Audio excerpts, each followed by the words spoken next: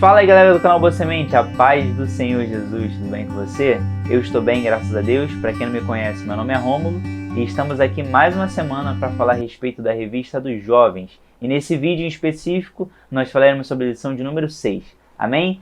Fazendo alguns adendos aqui antes da gente começar a lição, que são importantes, é que nós temos um rodízio aqui no canal. Eu costumo fazer o vídeo numa semana, o Lucas na outra e assim sucessivamente. O Lucas que é o outro professor aqui do canal. Porém, especialmente essa semana, eu estarei gravando o vídeo novamente, porque o Lucas está atarefado em razão de estar produzindo também algo para o reino, né? Que é em razão de um sermão que ele vai estar abençoando uma igreja, trazendo a respeito da palavra de Deus. Então é só explicando que está tudo bem com ele. Semana que vem ele aparece aqui novamente, para que você tenha esse rodízio de professores, que é importante também. E, enfim, só dizendo que está tudo bem e vamos para a lição. Antes da lição, na verdade, algumas coisas importantes que a gente sempre gosta de mencionar, que tem sempre alguém perguntando nos comentários, é em razão do grupo que nós temos no WhatsApp. Para você que quer fazer parte do grupo que nós temos aqui no WhatsApp do canal, dos professores, basta você entrar em contato com o número que nós temos na descrição do vídeo, clica na descrição, ali tem um número, entre em contato com o número e pede para ser colocado no grupo. Lá você vai ter acesso a diversos conteúdos exclusivos, e principalmente o plano de aula, que é um mecanismo que você vai poder usar na sua aula no domingo e que vai acrescentar bastante nas suas aulas. Amém? No mais é isso e vamos para a lição de número 6. Lição 6 tem por título A Libertação de Israel do Egito. O texto de referência está lá em Êxodo, capítulo 12, do verso 36 até o verso de número 51. Amém? Versículo do dia. E o Senhor ia diante deles, de dia numa coluna de nuvem, para os guiar pelo caminho, e de noite numa coluna de fogo para iluminar, para que caminhassem de dia e de noite. Êxodo 13, verso 21. Verdade aplicada. A libertação dos hebreus do Egito é um prenúncio da grande obra que Cristo realizaria na cruz do Calvário, libertando seu povo da escravidão do pecado. Objetivos da lição: conhecer o contexto da escravidão dos hebreus, enumerar as pragas que Deus enviou sobre os egípcios, aplicar as verdades instituídas na Páscoa. Introdução. Deus havia dito a Abraão que sua descendência seria afligida por 400 anos. Gênesis 15, verso 13. E depois desse período chega o momento de Deus libertá-los do Egito e conduzi-los a uma terra prometida. Ponto-chave. Deus rompe um ciclo de escravidão de seu povo, derramando sobre o Egito 10 pragas, mostrando seu poder sobre as divindades egípcias. Amém. Então vamos lá. Tópico 1. Um tempo de angústia. 1.1. O sofrimento dos israelitas. Amém? Nesse tópico é interessante que vai falar literalmente do tempo que o povo de Israel ficou no Egito, ainda não colocado como povo de Israel, e eles ficam ali no Egito por mais de 400 anos sendo escravizados. Nesse momento vale a pena você contar a história de por que o povo chegou no Egito. Você sabe lá atrás, a gente comentou sobre isso na lição passada dos patriarcas, que Deus dá uma aliança, faz uma aliança com Abraão, Isaac e Jacó. Jacó tem os seus filhos, que é Israel, suas 10 tribos. Em um certo momento, Jacó é levado por José é vendido para o Egito, e depois de um tempo José traz o seu pai para lá, encurtando bastante a história para que você entenda o contexto, mas vale a pena você gastar tempo com seus alunos conversando sobre isso, e eles vão ficar por mais de 400 anos. Morre-se aquele homem que estava no poder naquele momento, e vem um homem que simplesmente não sabia do que José havia feito no Egito, e nem porque o povo hebreu estava naquele momento ali no Egito, e podendo contribuir com o povo. E assim eles são escravizados. E nesse momento de escravidão, durante esses 400 anos, há um período de angústia, um período que Israel pede para o Senhor libertá-los daquela tirania do faraó naquela época. E assim vai dizer que Deus ele ouve a oração do povo israelita. Eu separei uma citação aqui do final, vale a pena você colocar e fazer esse paralelo, trazendo essa ideia para os dias de hoje e para a nossa vida, que vai dizer assim, ó: é no sofrimento e na perseguição que muitas vezes lembramos dos projetos de Deus em nossas vidas E Deus usa esse momento de adversidade para avivar nossa memória quanto às suas promessas. Olha só que interessante, vale a pena você falar isso e compartilhar com seus alunos.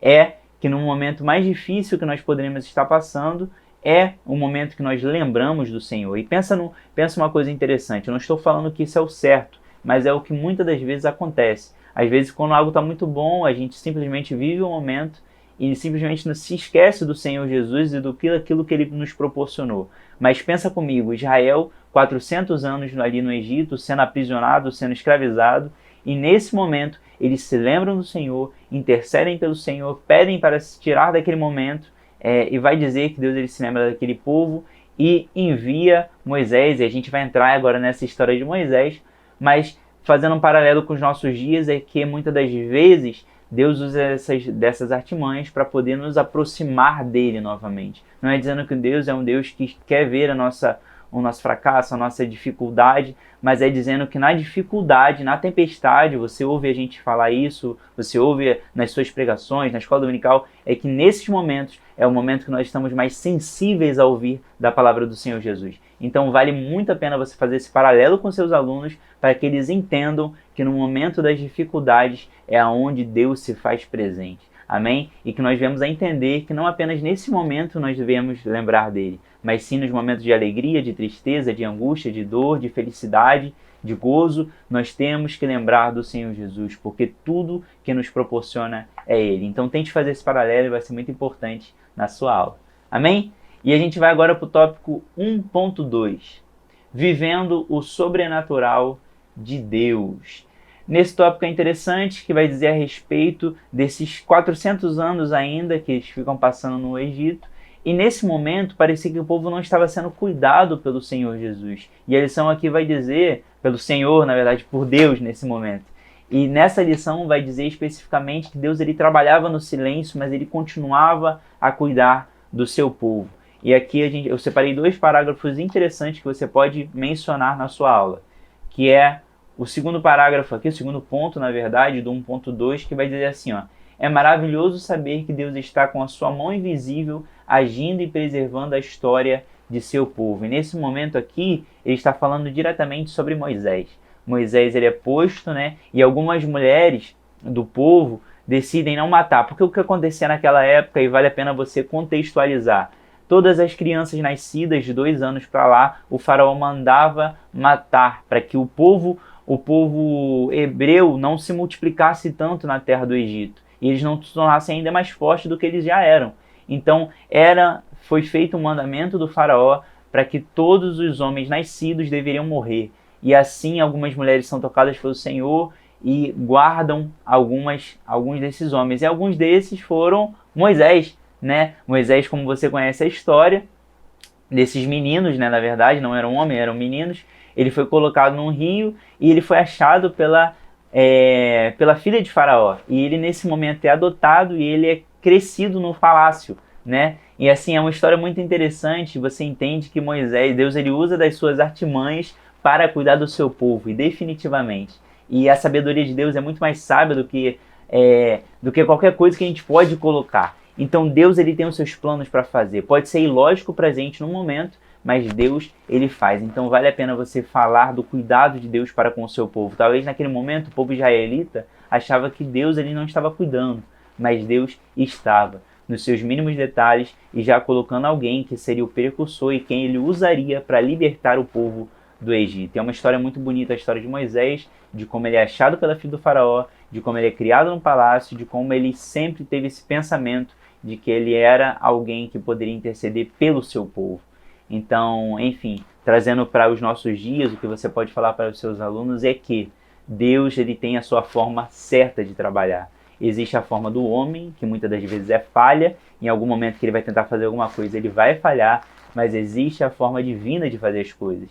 E existe o Deus que está acima de todas as coisas. Então, para Deus nada é impossível. Deus ele continuava cuidando do seu povo, assim como ele cuida de mim e de você, da forma que a gente consegue ver e da forma que a gente não consegue ver. Aquilo que está visível aos nossos olhos e aquilo que também não está. Então vale a pena você fazer isso com seus alunos e você falar e colocar esse ponto de vista de que Deus no invisível continua trabalhando. E o segundo ponto aqui muito interessante do finalzinho é o processo de Deus muitas vezes vai contra os nossos pensamentos, mas ele é soberano em seus intentos. E isso é interessante lá no finalzinho do 1.2. Então, enfim, muitas das vezes nós não entendemos como Deus está trabalhando, porém, isso não limita ele a não trabalhar.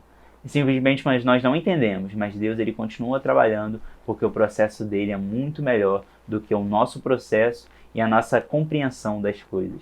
Vale a pena você tocar nesse assunto com seus alunos e eu tenho certeza que vai acrescentar bastante na sua aula.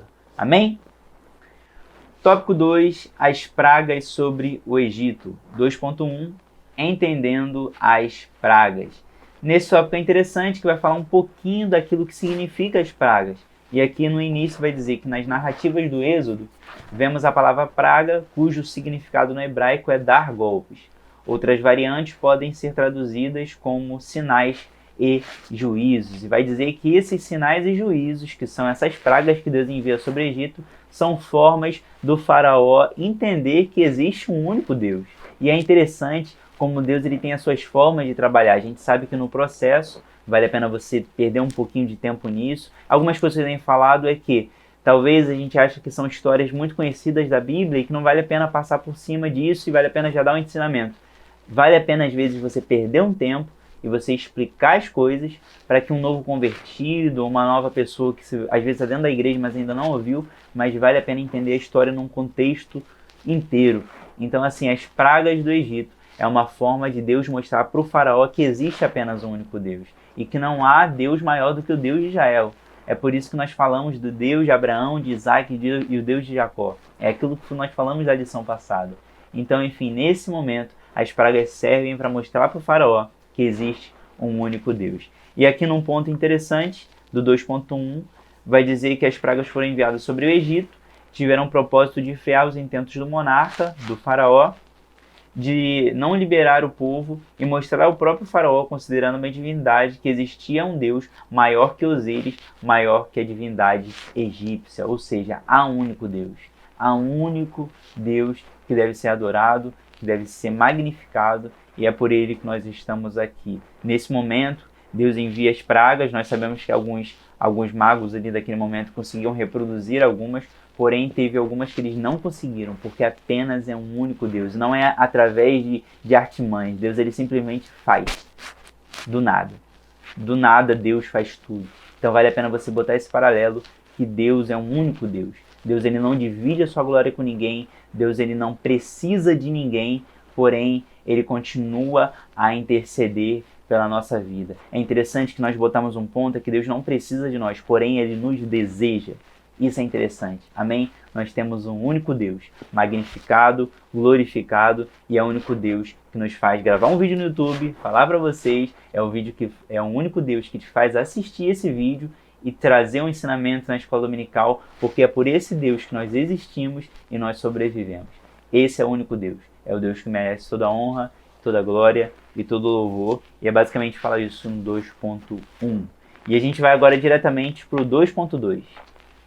Tópico 2.2, Deus faz distinção entre seu povo e os egípcios. E nesse tópico é interessante que vai continuar falando a respeito do cuidado de Deus para com o seu povo. Ou seja, Deus envia 10 pragas, porém essas 10 pragas afetam diretamente apenas os egípcios. Isso é muito interessante, porque o povo ele continuava sendo cuidado por Deus. Então vale a pena você continuar ressaltando, tanto no tópico anterior quanto nesse, do cuidado de Deus para com o seu povo. O povo israelita estava aprisionado, estava ainda em escravidão naquele momento, porém Deus é um Deus zeloso, Deus é um Deus que continua guardando o seu povo e os seus. E vai dizer que essas pragas entraram, afetaram diretamente o povo egípcio, mas não afetavam o povo hebreu, tanto que vai dizer no segundo ponto aqui, que as pragas vieram apenas para os egípcios, mostrando o cuidado de Deus para com o seu povo e que ele pune aos seus inimigos. Ou seja, diretamente, Deus ele está guerreando contra o povo que estava fazendo escravidão com o seu povo lá no Egito. Então é muito interessante e continuo ressaltando o cuidado de Deus para com o seu povo. E depois vai falar sobre a última praga, que é a praga da morte, e a gente já vai emendar no 3, mas vai dizer no finalzinho do 2.2. A derradeira praga, que foi a morte dos primogênitos, veio sobre aqueles que não obedeceram à ordenança divina de passear o sangue na veiga das portas. O profeta chegou a dizer: então vereis a diferença entre os que servem a Deus e os que não servem, entre o justo e ao ímpio. Ou seja, essas pragas vieram, mas o cuidado de Deus para com o seu povo, tanto que foi um alerta de Moisés para o povo, matar o cordeiro, a gente vai falar sobre isso no tópico 3, passar nos umbrais da porta e ali seria guardado, porque o povo que temia o Senhor, o povo que tinha Deus no seu coração, seria guardado e os seus primogênitos não morreriam. No tópico 3 a gente vai entrar melhor sobre isso, mas a gente vai englobar no 2.1 e no 2.2.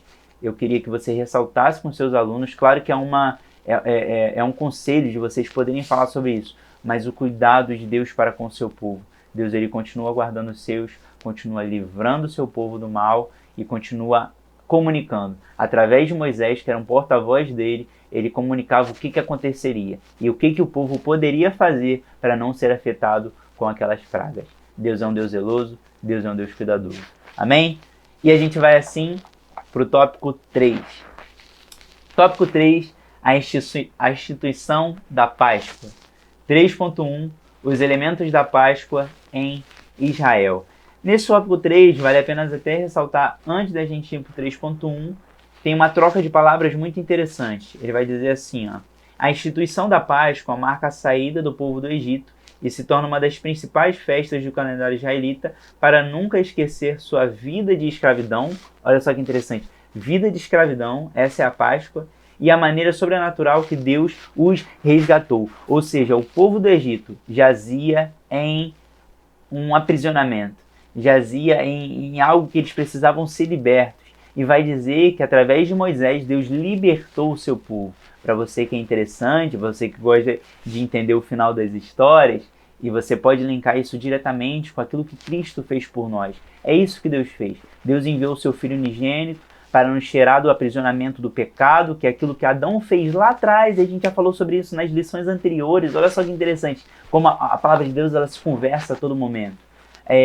Adão fez isso lá atrás, Cristo veio para nos libertar, para nos trazer vida com abundância, nos resgatou, nos trouxe de volta para Deus, nos fez família de Deus novamente. Olha só quanta coisa você pode dizer para os seus alunos. Olha só que interessante, assim como Moisés foi guiado por Deus para libertar o povo do Egito, assim também Cristo foi enviado por Deus para nos libertar da prisão do pecado. Olha só que interessante, e eles dois, tanto Moisés naquele momento, lá na antiguidade, quanto Cristo nos resgatou. Amém? E hoje nós louvamos ao Senhor pelo nome de Cristo, porque Cristo morreu em nosso favor e nos libertou e nos tirou dessa prisão do pecado. Amém? Já dei um spoiler do que vai ser o 3.1, mas é só englobando porque já vale muito a pena você falar isso. Essa troca de palavras do libertou e resgatou é muito interessante. Então é uma sugestão que você já pode começar o 3.3 e o 3.1, que basicamente foi o que eu falei aqui agora sobre o Cordeiro Pascual. E a gente vai entrar agora no 3.1, que é basicamente o que eu já comentei, só que aqui ele vai dar a instituição do que era esse cordeiro. E aí no 3.1 vai dizer que, no segundo ponto, um cabrito ou cordeiro de 1 ano de idade, sem defeito, deveria ser morto e seu sangue aplicado nas vergas e ombreiras da porta da entrada de cada casa. Olha só que interessante, deveriam ser escolhido um novilho, um cordeiro que fosse perfeito. Olha só que interessante, ele precisava ser perfeito, sem mácula. Ele precisava ser perfeito. E nesse momento ele era no 14º dia morto, e assim eles precisavam cear, a casa que tinha poucas pessoas ceavam junto com outras, enfim, era uma instituição da Páscoa, de naquele momento ali eles festejarem, e o sangue daquele animal, imaculado e perfeito, era pego o seu sangue passado no umbral da porta. E olha só que interessante, a gente já falou sobre isso lá na época dos sacerdotes e tudo mais, na revista anterior, mas a gente falou diretamente disso, a respeito do sangue ser passado e essa ideia do cordeiro pascual. Naquele momento era um cordeiro imaculado, e era pego o seu sangue passado no umbral da porta, e aonde passou aquela praga que iria destruir o primogênito daquela família, o sangue que estava ali marcado, a casa que estava marcada, passava-se e a praga não era afetada ali, o primogênito. E assim também a gente religa diretamente ao que Cristo fez por nós. Cristo como um cordeiro mudo. 1 Pedro 1,18. Vale a pena você ressaltar isso na sua lição. 1 Pedro 1,18. Como um cordeiro imaculado e incontaminado. Vai falar no 18 e 19. Assim Cristo também morreu por nós. Ou seja, o meu sangue, o seu sangue seria em vão, mas a partir do momento que Cristo, Deus, 100% homem, 100% Deus, morre na cruz do Calvário, esse sangue não é passado no umbral de uma porta, mas ele é aspergido sobre a nossa vida. A partir do momento que esse sangue nos lava, nos redime, e é como se o sangue de Cristo fosse passado em nossa vida, em nossa existência. E em razão disso, nós temos agora a opção de ser resgatados e de sermos libertos daquela opressão que nós vivíamos antes no pecado e jazíamos no pecado. Então é muito interessante para que você faça esse paralelo do Cordeiro Pascual, para que Cristo veio, por que Cristo nos libertou, e é para isso que nós estamos aqui. Então vale a pena você montar essa informação, talvez não da forma como eu falei aqui, se não ficou tão entendível, vale a pena você passar da melhor forma para os seus alunos, para que eles entendam e compreendam, mas esse paralelo do Cordeiro Pascual da Antiguidade e o Cordeiro que nós temos como Filho do Senhor Jesus, Filho de Deus, na verdade, que é o Senhor Jesus que morreu em nosso favor. Amém? E esse é o 3 e o 3.1. E no 3.2, a gente vai finalizar com a Páscoa e o Novo Testamento. Na verdade, eu expliquei o que era o Cordeiro Pascual no 3.1 e no 3.2 vai dizer diretamente que o Cordeiro Pascual é o próprio Senhor Jesus. Então, como eu já englobei uma coisa só nesses dois tópicos, eu quero ler o finalzinho daqui, que é o último ponto do 3.2 e que finaliza muito bem essa revista. Amém? Vai dizer assim, ó: os cristãos do mundo inteiro, através da Santa Ceia, têm a oportunidade de celebrar o grande sacrifício de Jesus, pois o pão aponta para o seu corpo dilacerado, enquanto o cálice do suco da vide aponta para o pacto pelo qual fomos livres da condenação do pecado. Ou seja, hoje nós ceamos, porque Cristo nos deu a condição de fazer isso, porque o seu sangue foi posto lá na cruz do Calvário. E é por esse cordeiro que nós estamos aqui. Então, só pontuando melhor, para que não fique muito avoado essas informações. O 3.1 vai dizer sobre o Cordeiro Pascual, não fala diretamente sobre Cristo. É que eu me empolguei aqui e falei. Mas no 3.2 vai fazer essa relação do Cordeiro Pascual, que era posto lá na época de Moisés, para que essa condenação passasse e não matasse os primogênitos, essa praga. E no 3.2 vai falar essa ligação que esse Cordeiro Pascual, o que ele tem representando Cristo naquele momento. E Cristo é esse Cordeiro, imaculado e incontaminado, e é por ele que nós ceamos, é por ele que nós estamos aqui, e é importante nós dizermos que é por ele que nós aguardamos a sua vinda gloriosa. Amém? No mais é isso, eu espero que não tenha ficado tão embolado as informações, mas é que meu coração clama para que você consiga dar uma boa aula no domingo, para que você coloque o seu coração nisso, se empolgue, vive isso durante a semana, para que no final de semana, no domingo, na escola dominical, você possa passar com o seu coração motivado. É algo importante, você pode não parecer, mas os seus alunos, eles sabem quando você está motivado ou não para dar uma aula. Então coloque o seu coração nisso. Às vezes a gente pensa muito na pauta, pensa muito no que vai falar e esquece de colocar o seu coração. O entendimento é muito importante, mas seu aluno precisa que você esteja empolgado com a lição também. Então essa é uma das coisas importantes, é mais uma dica no finalzinho aqui do vídeo para que você possa exercer. Amém? Na conclusão vai dizer assim, a libertação do povo marca um novo momento, o qual, doravante, teria suas próprias leis e viveria exclusivamente para Deus. Amém? É isso, meu irmão, que Deus te abençoe você, professor, que nos dê uma boa semana, uma boa escola dominical e falou!